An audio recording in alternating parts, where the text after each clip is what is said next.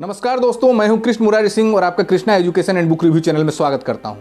दोस्तों 2022 में ब्रिटेन में चुनाव हुआ जिसमें ऋषि सुनक प्रधानमंत्री बने। ऋषि सुनक के प्रधानमंत्री बनने के बाद कोहिनूर हीरे की भारत में आने की वापसी की चर्चा एक बार फिर से गहराने लगी है और कोहिनूर हीरा फिर से एक बार चर्चा का विषय बन गया है। दोस्तों वर्तमान में कोहिनूर का हीरा ब्रिटेन के शाही राजघराने में ब्रिटेन किंग के मुकुट में जड़ा हुआ है।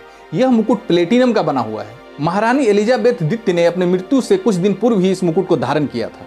दोस्तों आज के वीडियो में हम कोहिनूर हीरे से संबंधित रोचक तथ्यों के बारे में बात करेंगे। आखिर कैसे यह हीरा भारत के विभिन्न राजाओं महाराजाओं के हाथों से होता हुआ ब्रिटेन के राजमुकुट तक पहुंचा। दोस्तों कुछ लोग मानते हैं कि यह हीरा सबसे पहले दानवीर कर्ण के पास था, जो कि महाभारत से जुड़े हुए हैं। दानवीर कर्ण का जब अर्जुन के द्वारा वध कर दिया गया, उसके बाद यह हीरा किसके हाथों में गया और इस हीरे का क्या हुआ, इसकी कोई जानकारी नहीं है और इतिहासकार इस घटना को प्रामाणिक भी नहीं मानते हैं। सबसे पहले कोहिनूर का हीरा गोलकुंडा के खान में पाया गया था और सारे इतिहासकारों और विद्वानों का यह मानना है कि यह तथ्य सटीक और सही है। दोस्तों कोहिनूर हीरे का क्रमबद्ध इतिहास मध्यकालीन ऐतिहासिक युग से प्रारंभ होता है। दोस्तों इनसाइक्लोपीडिया ब्रिटेनिका के अनुसार कोहिनूर का हीरा मध्यकालीन युग में ग्वालियर के राजा विक्रमजीत के हाथों में था। 1526 ईस्वी में जब पानीपत का युद्ध हुआ और इस युद्ध में बाबर के द्वारा इब्राहिम लोदी की पराजय हुई, उस समय विक्रमजीत ने इब्राहिम लोदी का साथ दिया था और वह भी इस युद्ध में मारा गया। इस प्रकार बाद में बाबर के पुत्र हुमायूं ने विक्रमजीत के परिवार से कोहिनूर का हीरा प्राप्त कर लिया। दोस्तों इस बात का जिक्र मोहम्मद हुसैन आजाद ने अपनी पुस्तक कासिम उल हिंद में किया है। दोस्तों इस प्रकार कोहिनूर का हीरा मुगल बादशाहों की धरोहर बना रहा और 1739 ईस्वी तक मुगल बादशाहों के हाथों में रहा। शाहजहां ने कोहिनूर के हीरे को अपने सिंहासन, जिसे तख्त ओ ताऊत कहा जाता है, में जड़ दिया था और इस सिंहासन पर अनेक मुगल बादशाह विराजमान हुए। जब मोहम्मद शाह मुगल बादशाह बना तो उसी के शासनकाल में नादिर शाह ने 1739 ईस्वी में भारत पर आक्रमण किया और दिल्ली में काफी मारकाट और कत्लेआम मचाने के बाद उसने तख्त ताऊत और कोहिनूर का हीरा अपने कब्जे में ले लिया और इसे अफगानिस्तान ले गया। दोस्तों कहा जाता है कि जब नादिर शाह ने कोहिनूर के हीरे को देखा तो वह फारसी भाषा में कोहिनूर कोहिनूर चिल्ला उठा।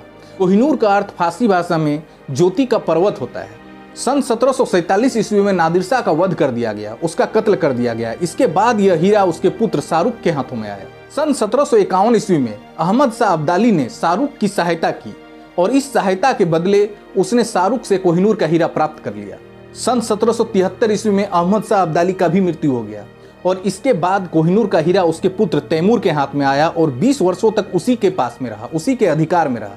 इसके बाद तैमूर की मृत्यु हो गई। तैमूर की मृत्यु के बाद उसके 23 पुत्रों में शाह शुजा को यह हीरा प्राप्त हुआ और यह हीरा उसी के पास रहा। राज्य पर अधिकार को लेकर तैमूर के 23 पुत्रों में काफी युद्ध हुए। इस युद्ध से घबराकर शाह शुजा कोहिनूर के हीरे को लेकर भारत की ओर भाग गया और पंजाब में शरण ली। शाह शुजा काबुल से भागकर पंजाब आया और महाराजा रंजीत सिंह की शरण में रहा। शाह शुजा को कोहिनूर के हीरे से बहुत ज्यादा प्यार था। वह अपने प्राणों से भी ज्यादा कोहिनूर के हीरे से प्यार करता था, लेकिन उसने यह हीरा रंजीत सिंह के हाथों में दे दिया। इस प्रकार यह हीरा रंजीत सिंह के हाथों में आ गया।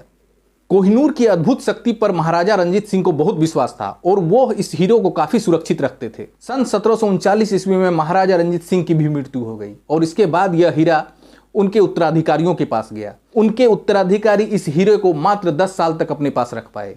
सन 1839 ईस्वी में जब पंजाब अंग्रेजों के हाथों में चला गया तो 29 मार्च 1839 ईस्वी को जो संधि हुई, उस संधि के अनुसार कोहिनूर का हीरा अंग्रेजों के हाथों में आ गया। ईस्ट इंडिया कंपनी ने सन जॉन्स लॉरेंस को यह हीरा दिया और उनसे कहा कि यह हीरा महारानी विक्टोरिया को गिफ्ट स्वरूप दे दिया जाए।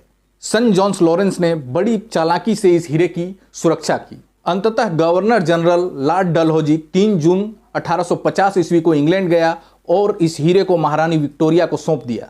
तब से अब तक कोहिनूर का हीरा ब्रिटिश राजघराने के मुकुट की शोभा बना हुआ है और उसमें 4 चांद लगा रहा है। दोस्तों ये थी कोहिनूर हीरे की पूरी कहानी। आपको ये वीडियो कैसा लगा? आप वीडियो को लाइक करें, हमारे चैनल को सब्सक्राइब करें। जय हिंद, जय भारत।